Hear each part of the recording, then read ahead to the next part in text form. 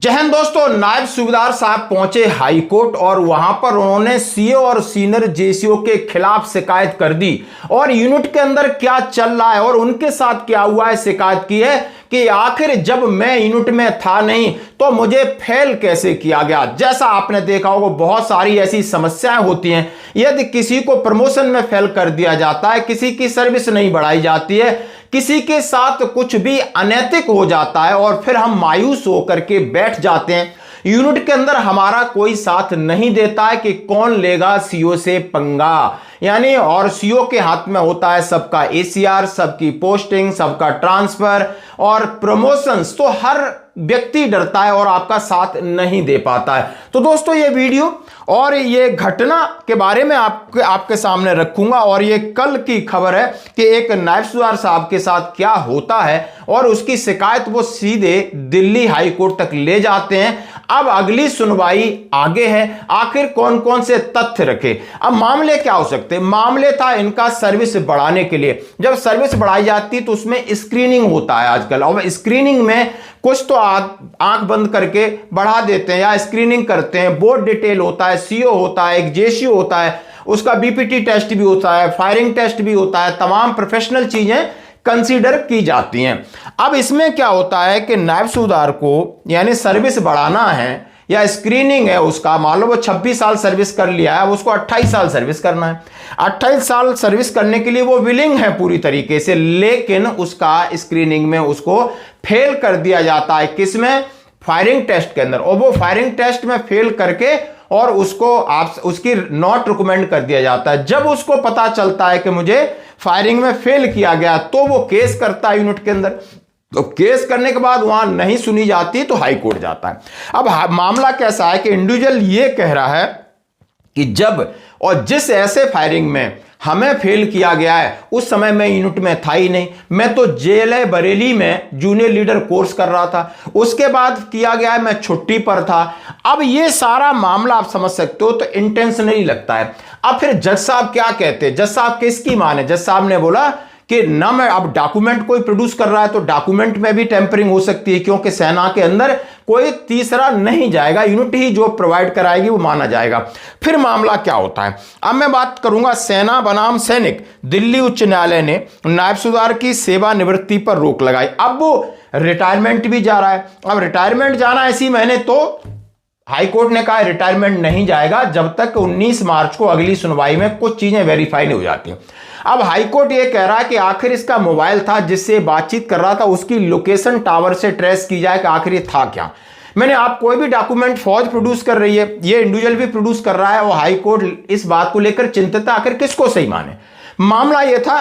फिर क्या होता है जरा देखिए। दिल्ली उच्च न्यायालय ने सेना के एक नायब सूबेदार की सेवानिवृत्ति पर रोक लगा दी, क्योंकि उन्होंने ये तर्क दिया कि उनके कमांडिंग अफसर ने उन्हें उन तारीखों पर सेवा विस्तार के लिए फायरिंग टेस्ट में भाग लेते और असफल दिखाया है जिन तारीखों पर वास्तव में वो छुट्टी पर थे। इतना तो समझ आ गया, यानी फेल किया है, यानी डॉक्यूमेंट भी बनाए तो इस तरीके के बनाए कि इंडिविजुअल कह रहा है मैं तो था ही नहीं, जब मैं यूनिट में ही नहीं था, मैं छुट्टी पर था और जेएलए कोर्स से छुट्टी पे गए थे। यह एक बेहद विवादित मामला है जो दिल्ली हाई कोर्ट पर पहुंचा है। 27 फरवरी को अपने आदेश में सेना को 20 राजपूताना राइफल्स के नायब सूबेदार रमाकांत सिंह को 28 फरवरी को निर्धारित तिथि पर सेवा मुक्त करने से रोक दिया। यानी 28 तारीख को निकल गया, यानी घर जाना था लेकिन रोक दिया।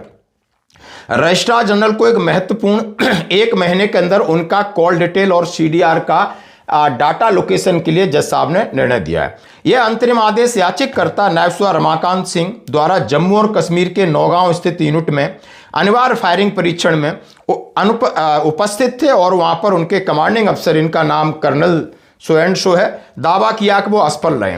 न्यायमूर्ति बी कामेश्वर राव, न्यायमूर्ति मनमीत प्रीतम सिंह अरोरा की पीठ ने नायब सूबेदार रमाकांत सिंह द्वारा भारत संघ के विरुद्ध दायर रिट याचिका की सुनवाई की।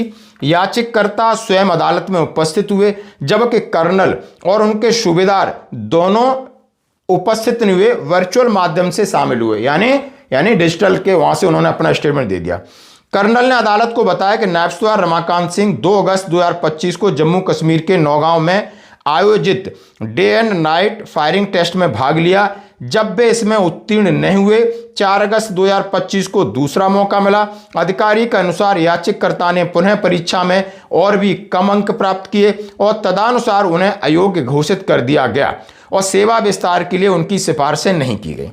यानी बंदा नायब सूबेदार बन सकता है, तब तक कोई टेस्ट नहीं हुए वहां तक, अब उसको 2 साल स्क्रीनिंग करना है। और यहां पर आप समझ सकते हो कि सेना के अंदर वो लेस नायक बना, नायक बना, हवलदार बना, बीएचएम बना होगा, नायब सूबेदार भी बना और नायब सूबेदार के बाद 26 साल सर्विस कर ली।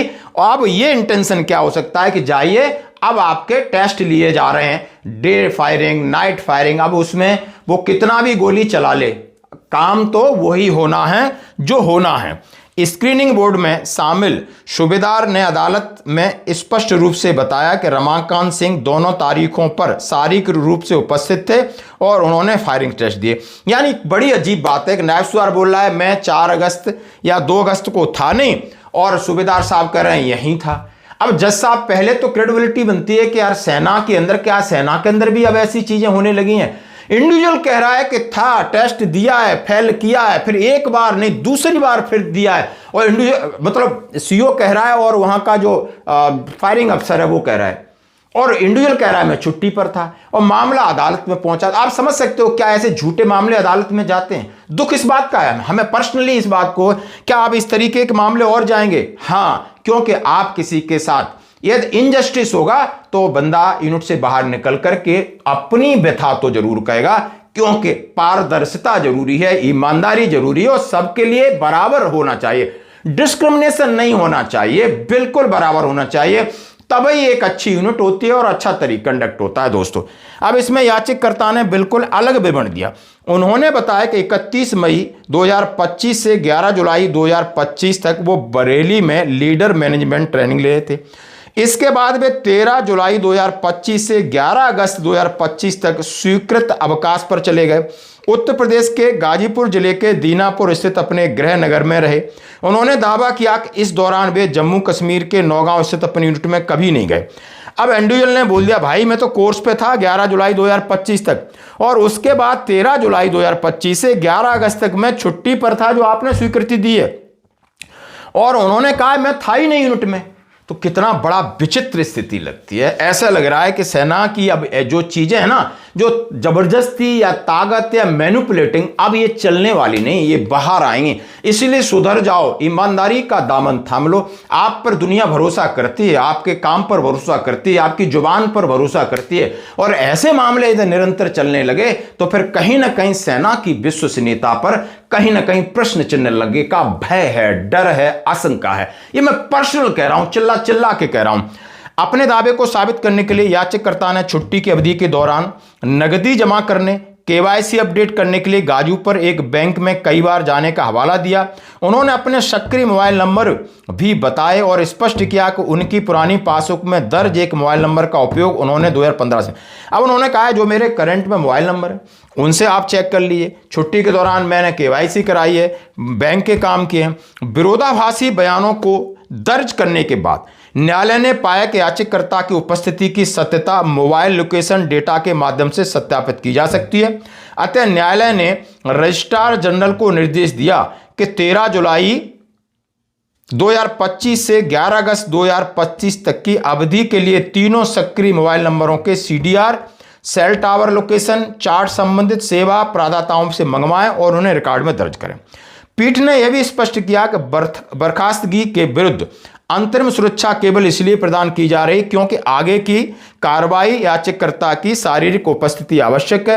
यदि याचिका अंततः खारिज कर दी जाती है तो याचिकाकर्ता को कोई न्यायसंगत लाभ नहीं मिलेगा। याचिकाकर्ता को अदालत में दर्ज किए गए बयानों की सत्यता की पुष्टि के रूप में आदेश की एक प्रति हस्ताक्षर करने के लिए कहा गया है। अब इस मामले की सुनवाई 19 मार्च को होगी और नायब सूबेदार रमाकांत अपनी सेवा में बने रहेंगे। यानी वो घर जा रहे थे नहीं, वो सेवा में बने रहेंगे। यह मामला एक दुर्लभ स्थिति को उजागर करता है जहां सेना की स्क्रीनिंग बोर्ड द्वारा किसी सैनिक की योग्यता परीक्षा में भागीदारी के आधिकारिक रिकॉर्ड को स्वयं सैनिक द्वारा छुट्टी के रिकॉर्ड, बैंक में लेन देन, मोबाइल लोकेशन के साक्ष्यों के आधार पर चुनौती दी जा रही है। इस मामले का परिणाम काफी हद तक उस सेल टावर डेटा पर निर्भर करेगा जिसे अदालत ने अब मांगा है।